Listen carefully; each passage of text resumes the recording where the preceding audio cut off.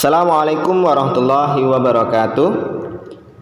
Hamdan syukrolillah, salatu wassalam ala ibnu abdillah, la haula wa la quwata illa billah. Kaifalukum? Alhamdulillah, luar biasa, genggam dunia, ciu-ciu, Allahu Akbar.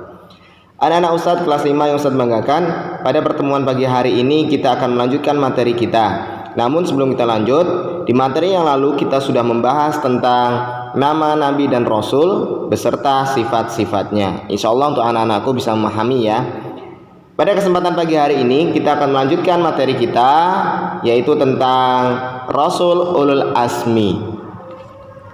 Ulul Azmi artinya adalah berasal dari kata ulul atau uli dan azmi. Ulu atau uli artinya memiliki. Azmi artinya adalah keteguhan atau tekad yang kuat. Jika digabungkan, Rasul Ulul Azmi artinya adalah Rasul Allah yang memiliki keteguhan dan tekad yang kuat dalam menghadapi setiap ujian dan cobaan ketika menjalankan tugas dari Allah Subhanahu wa Ta'ala. Rasul Ulul Azmi ini mendapatkan cobaan yang sangat berat ketika menyampaikan ajaran dari Allah Subhanahu wa Ta'ala kepada kaumnya. Anak-anak, ada 5 nabi yang mendapatkan gelar yaitu Ulul Azmi. Yang pertama adalah Nabi Nuh alaihi salam. Yang kedua adalah Nabi Ibrahim alaihi salam. Yang ketiga adalah Nabi Musa alaihi salam.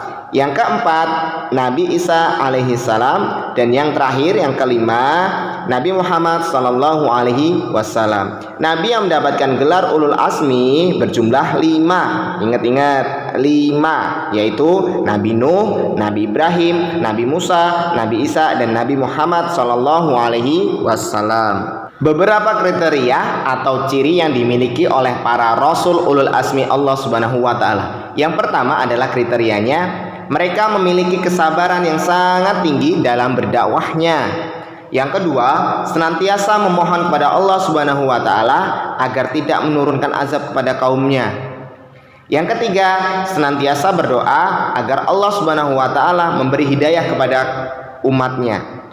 Yang keempat, memiliki mukjizat yang luar biasa. Itulah tadi keempat kriteria para Rasul Ulul Azmi.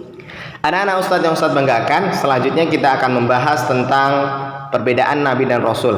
Setiap kali membahas mengenai utusan Allah Subhanahu wa Ta'ala, kita pasti menemukan 2 istilah yang selalu disebutkan kebersamaannya, yaitu antara Nabi dan Rasul. Pasti anak-anak ingin bertanya, apa sih Ustadz Nabi dan Rasul?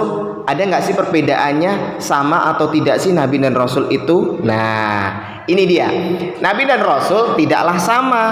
Nah, perbedaannya Ustadz akan berbagi.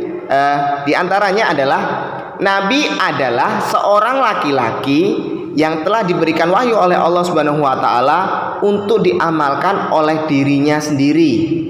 Sementara Rasul adalah seorang nabi yang diberi wahyu oleh Allah untuk menyampaikan wahyu tersebut kepada umatnya. Tuh bedanya. Di sini Ustadz akan menyampaikan perbedaan Nabi dan Rasul. Disimak ya. Perbedaan yang pertama yaitu seorang nabi. Nah, kalau nabi yaitu belum tentu Rasul. Itu yang pertama. Yang kedua, nabi ini memiliki 3 sifat wajib, yaitu sidik, amanah, dan fatonah. Kemudian yang ketiga, nabi tidak wajib menyampaikan wahyu dan ajarannya. Jadi mendapatkan wahyu itu untuk dirinya sendiri. Sedangkan Rasul itu sudah pasti nabi. Nah, yang kedua, Rasul ini memiliki 4 sifat, yaitu sidik, amanah, tablik, dan fatonah. Kemudian yang ketiga perbedaannya adalah seorang Rasul wajib menyampaikan wahyu dari Allah untuk para umatnya. Itulah perbedaan antara Nabi dan Rasul. Untuk anak-anak, hati-hati ya, jangan sampai salah. Setelah kita mengetahui perbedaan antara Nabi dan Rasul, Ustadz akan berbagi tentang persamaan seorang Nabi dan Rasul. Ada persamaan seorang Nabi dan Rasul. Yang pertama, seorang Nabi dan Rasul itu sama-sama seorang laki-laki. Yang kedua, mereka bersifat maksum, artinya terjaga dari kesalahan dalam menyampaikan agama.